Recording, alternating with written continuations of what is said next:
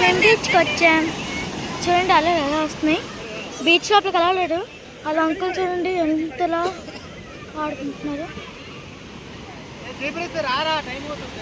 మా చెల్లి అన్ని క్లీన్ చేసి కవర్ వేస్తుంది. ఇవి ఎవరనుకుంటున్నారా? ఈమె మా మామయ్య వాళ్ళ కూతురు. ఈ పేరు రిషిక. మా డాడీ,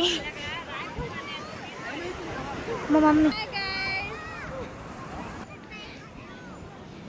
మా చెప్పులు మా మమ్మీ పట్టుకుంది. నా కాలు చూడండి. ఇగో మా అక్క.